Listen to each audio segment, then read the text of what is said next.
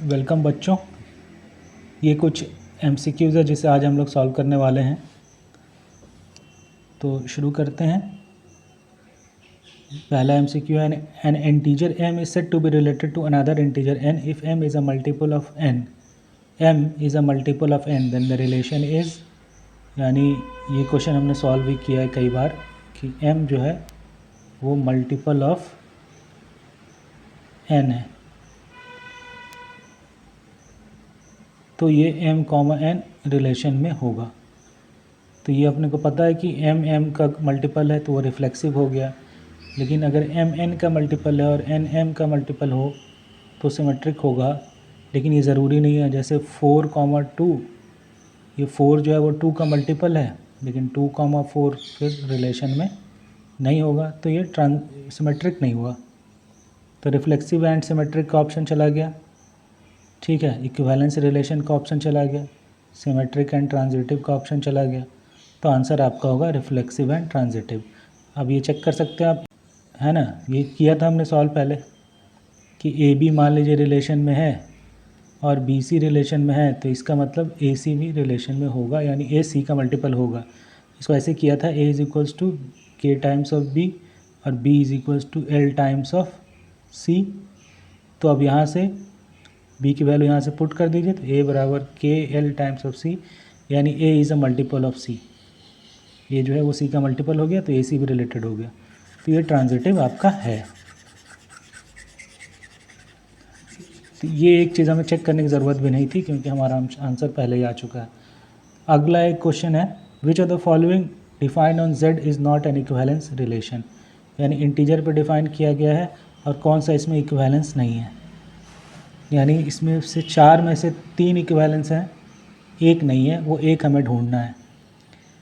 Greater equals to Y, बस यही है, मिल गया हमें, क्योंकि ये सिमेट्रिक नहीं रहता है। अगर जैसे 3,1 होगा रिलेशन में, 3,1 रिलेशन में होगा, लेकिन फिर 1,3 कहाँ होगा, तो आंसर आपका यही है पहला ही वाला, ठीक है। ये हमने सॉल्व भी किया था, x इक्वल्स टू वाई होगा तभी वो रिलेशन में x, y belongs to some relation s, अगर x इक्वल्स टू वाई हो, तो x इक्वल्स टू वाई हो तो x इक्वल्स टू एक्स भी ट्रू है, ठीक है ना। और a अगर b से इक्वल है तो b a से भी इक्वल है, और अगर तीन पेयर है, मान लीजिए a b और b c, 2 ऑर्डर्ड पेयर है a b और b c, यानी a इक्वल्स टू b है और b इक्वल्स टू c है, तो a इक्वल्स टू c भी हो गया।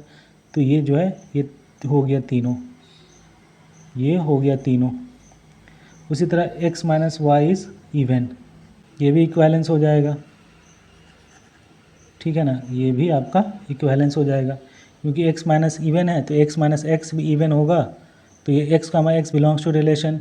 फिर अगर x माइनस वाई इवन है तो y माइनस एक्स भी इवन होगा, तो सिमेट्रिक भी हो गया। और x माइनस वाई इवन है और y माइनस जेड इवन है, अगर वाई जेड को दूसरा है तो x माइनस जेड भी इवन है, ठीक है ना। दोनों को जोड़ दीजिए, even plus even is even, तो आपका इवन आ गया। तो ये भी आपका तीनों है, इक्विवेलेंस रिलेशन है। उसी तरह x minus y is a multiple of 3, ये भी आपका इक्विवेलेंस आएगा। x minus x is 0, 0 is a multiple of 3, 3 into 0 is 0। उसी तरह अगर x कमा वाई मल्टीपल है तो y माइनस एक्स भी मल्टीपल होगा, सिर्फ नेगेटिव हो गया है। और अगर x माइनस 3 लेंगे तो उसी तरह आ जाएगा जैसे ये वाला निकाला था, n is a multiple of n, तो ये भी आ जाएगा। तो ये तीनों इक्विवेलेंस आ गया, ये इक्विवेलेंस नहीं है। अगले पे आ जाते हैं। S is defined on R real number x, y belongs to relation S if and only if x, y is greater or equals to 0। अभी दिया हुआ है x into y is greater equals to 0, then S is, पूछ रहा है x क्या है, तो रिफ्लेक्सिव के लिए चेक कर लेते हैं। x, x होगा रिलेशन में, यानी एक्स स्क्वायर सही में ग्रेटर या इक्वल्स टू 0 होता भी है, तो ये रिफ्लेक्सिव हो गया, रिफ्लेक्सिव तो हो गया, ठीक है।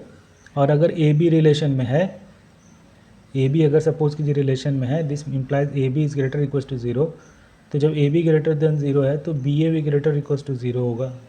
आपस के ऑर्डर से तो मैटर करता नहीं है, तो बी कॉमा ए भी रिलेशन में हो गया, तो यानी ये सिमेट्रिक भी हो गया। तो रिफ्लेक्सिव ओनली वैसे भी गलत हो गया, सिमेट्रिक ओनली गलत भी हो गया, रिफ्लेक्सिव ओनली भी गलत हो गया। ठीक है ना। ट्रांजिटिव ओनली फिर ऑटोमेटिक गलत हो गया, क्योंकि ओनली कहाँ होगा ट्रांजिटिव, रिफ्लेक्सिव और सिमेट्रिक तो है ही एटलीस्ट साथ में, तो ये इक्विवेलेंस आ जाएगा। आपको आगे चेक करने, एक चेक कर लिए, दो चेक कर लिए, तो आपको तीसरा चेक करने की ज़रूरत नहीं है, आपका ऑलरेडी सॉल्व हो चुका है। आप चाहो तो कर सकते हो। ए बी, सपोज़ कीजिए ए बी रिलेशन में है, यानी a b greater equals to zero है। उसी तरह बी सी आपका सपोज़ कीजिए रिलेशन में है, यानी b c greater equals to zero है। तो अब ए सी के लिए चेक करना है, क्या ए सी भी ग्रेटर इक्वल्स टू ज़ीरो है। तो दो पॉजिटिव नंबर है, दो पॉजिटिव नंबर नहीं है, दो नॉन नेगेटिव नंबर है, क्योंकि ज़ीरो जो है आपका पॉजिटिव नहीं होता है, zero is neither positive not negative. तो ये दोनों जो नंबर आया है ए बी और बी सी, ये क्या है, ये नॉन नेगेटिव नंबर है। तो दो नॉन नेगेटिव नंबर है, तो इस दोनों नॉन नेगेटिव नंबर का प्रोडक्ट भी नॉन नेगेटिव होगा। कहने का मतलब a b into b c, this will also भी ग्रेटर देन ज़ीरो। ठीक है ना। दो नॉन नेगेटिव नंबर का आप प्रोडक्ट लोगे तो नेगेटिव नहीं ही होगा, या तो ज़ीरो होगा या ग्रेटर होगा, और ये हो जाएगा ए सी इंटू बी स्क्वायर।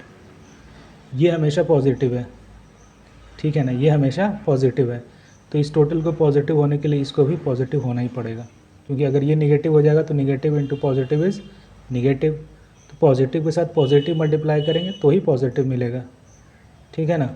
तो यानी A C is also greater equals to zero, यानी ये ट्रांजिटिव भी हो गया।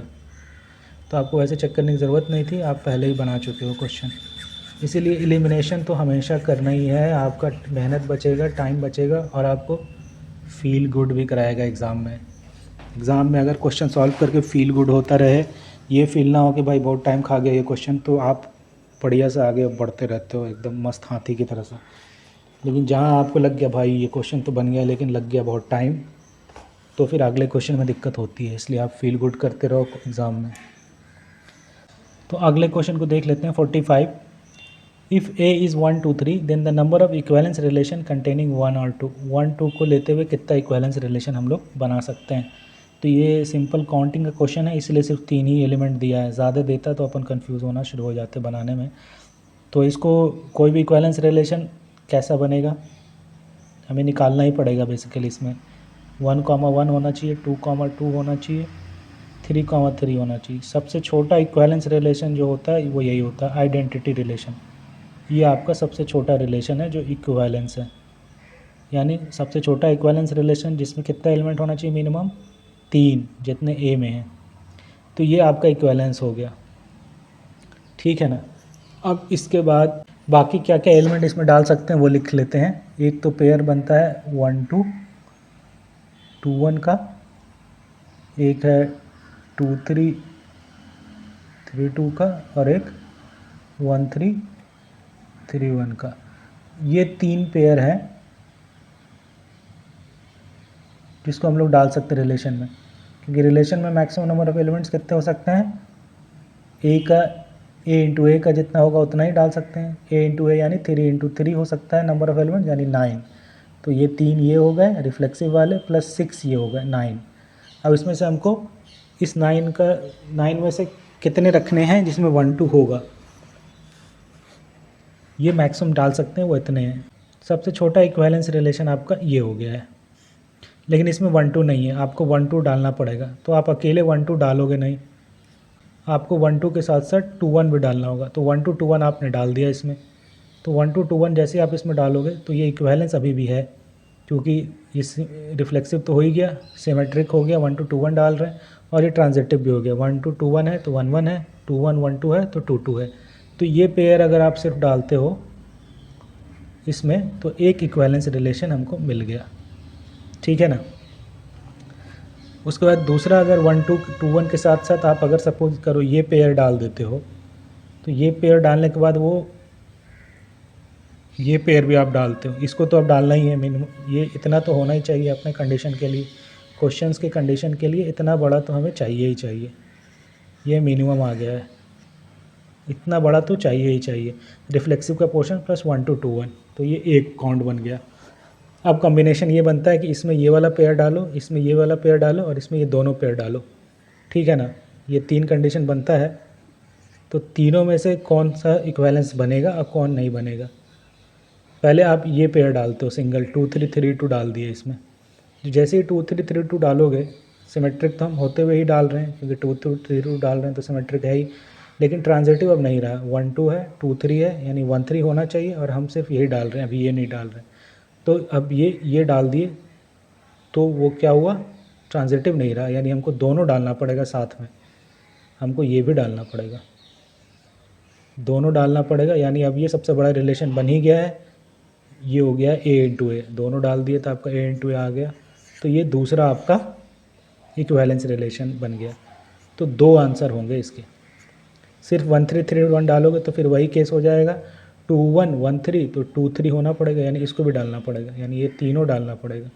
तो एक बार आप सिर्फ आइडेंटिटी रिलेशन के साथ 1 2 2 1 डालो तो पहला इक्विवेलेंस रिलेशन, दूसरा आइडेंटिटी रिलेशन के साथ ये 6 सेट आप पेयर, ये तीनों पेयर आपस में डालो, 6 एलिमेंट और, तो ये बनेगा दूसरा इक्विवेलेंस रिलेशन। तो इसका आंसर होगा 2। काउंट करना पड़ेगा इसमें, आपको कोई और तरीका नहीं है, आप स्मार्टली काउंट करो।